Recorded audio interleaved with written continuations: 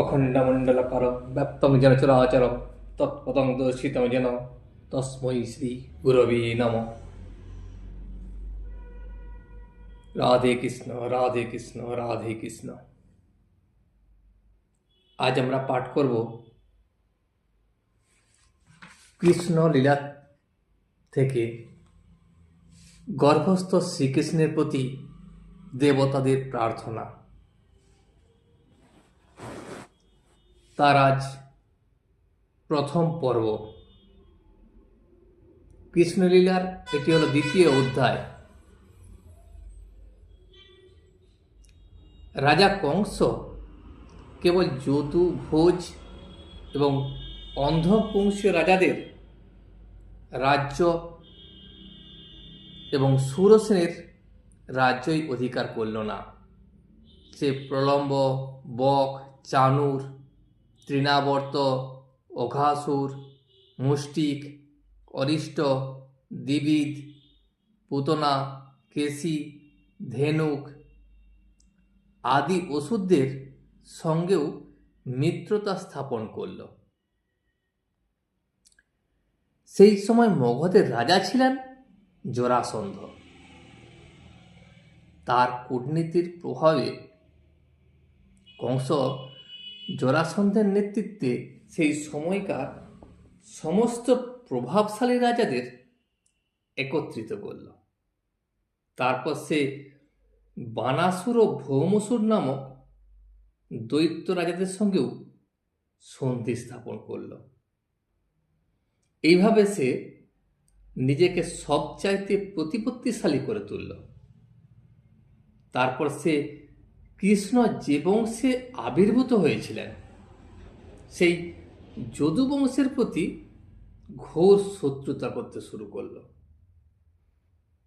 আর কংসের দ্বারা উৎপীড়িত হয়ে যদু, ভোজ এবং অন্ধক বংশীয় রাজারা কুরু, পাঞ্চাল, কেকয়, শাল্য, বিদর্ভ, নিষদ, বিদেহ, কৌশল প্রভৃতি দেশের রাজাদের শরণ গ্রহণ করতে লাগলেন।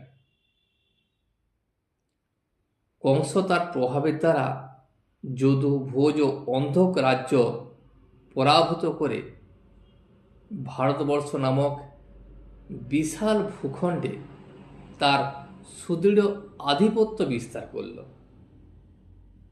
কংস যখন একে একে বসুদেব এবং দেবকীর 6টি সন্তানকে হত্যা করল, তখন তার অনেক বন্ধু বান্ধব এবং আত্মীয় স্বজন তাকে এই হীন কার্যকলাপ থেকে বিরত হতে অনুরোধ করতে এলো। কিন্তু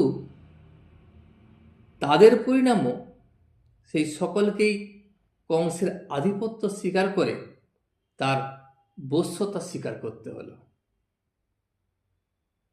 দেবকী যখন 7ম গর্ভধারণ করলেন, তখন অনন্ত নামক শ্রীকৃষ্ণের অংশ প্রকাশ তাঁর গর্ভে আবির্ভূত হলেন। দেবকী তখন হর্ষ এবং বিষাদে অভিভূত হলেন। তিনি বুঝতে পেরেছিলেন যে স্বয়ং ভগবান বিষ্ণু তার গর্ভে আশ্রয় গ্রহণ করছেন, তাই তিনি হর্ষিত হলেন। কিন্তু আবার যখন তার মনে হলো যে জন্মের পরেই কংস সেই শিশুটিকে হত্যা করবে, তখন তিনি বেদনায় তার হৃদয় কেঁপে উঠল।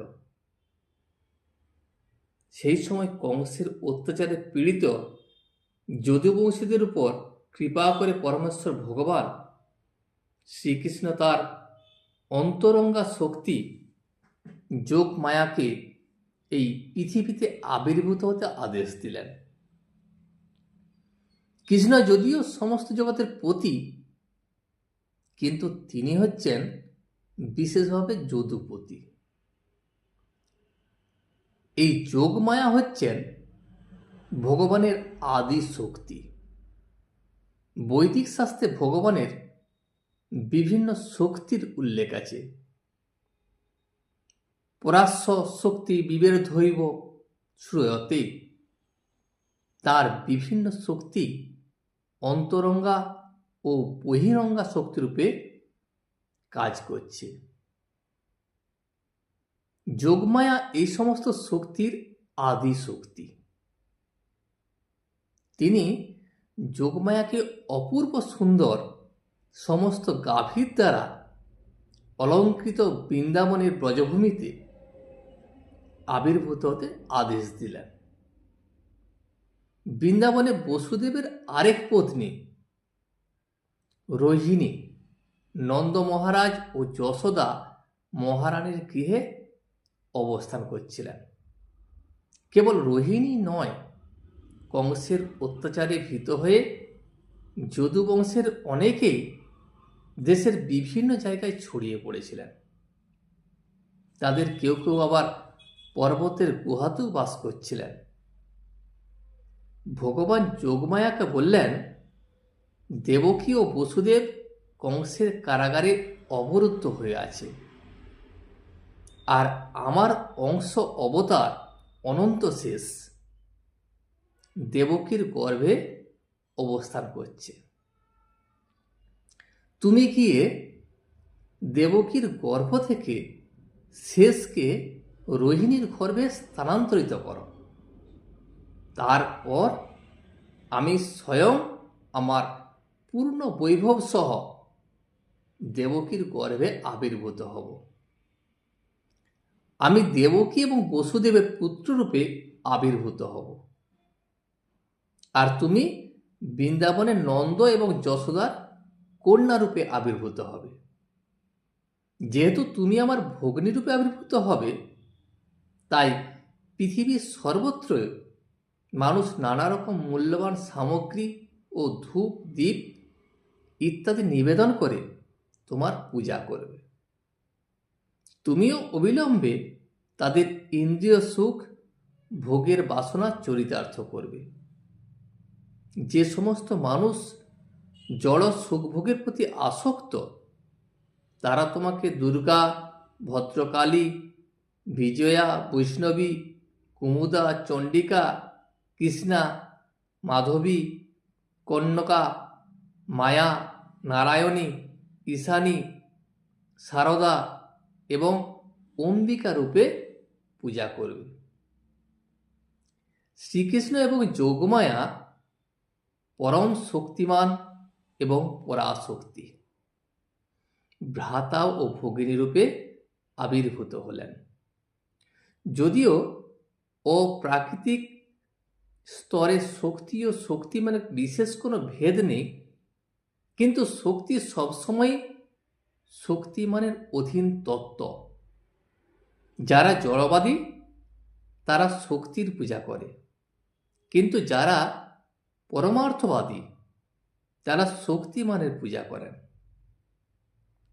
আর শ্রীকৃষ্ণই হচ্ছেন পরম শক্তিমান এবং শ্রী দুর্গা হচ্ছেন এই জড়জগতে তার পরাশক্তি।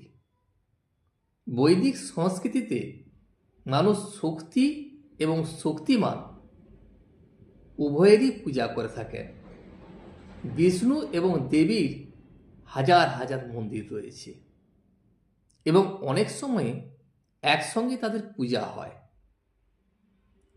শ্রীকৃষ্ণের বহিরঙ্গা শক্তি দুর্গার উপাসকের অতি সহজে নানা রকম জড় জাগতিক সুখ লাভ করতে পারে, কিন্তু যিনি পরমার্থিক স্তরে উন্নীত হতে চান তাকে অবশ্যই কৃষ্ণ ভাবনার মাধ্যমে সর্বশক্তিমান শ্রীকৃষ্ণের আরাধনা করতে হবে। ভগবান যোগমায়াকে এটাও বললেন যে অনন্ত শেষ নামক তার পূর্ণ অবতার দেবকীর গর্ভে অবস্থান করছেন, আর রোহিণীর গর্ভে বলপূর্বক আকৃষ্ট হয়েছিলেন বলে তাকে সংকর্ষণ বলা হয়, এবং তিনি সমস্ত আধ্যাত্মিক শক্তির উৎসরূপে জীবকে রমণ ও আনন্দ প্রদান করেন বলে তার আরেক নাম বলরাম।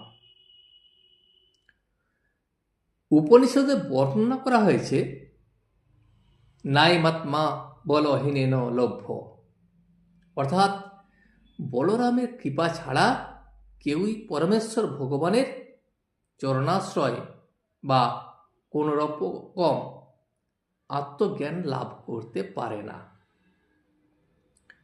এখানে বল কথাটির অর্থ শারীরিক শক্তি নয়। শারীরিক বলের দ্বারা পারমার্থিক পূর্ণতা লাভ করা যায় না।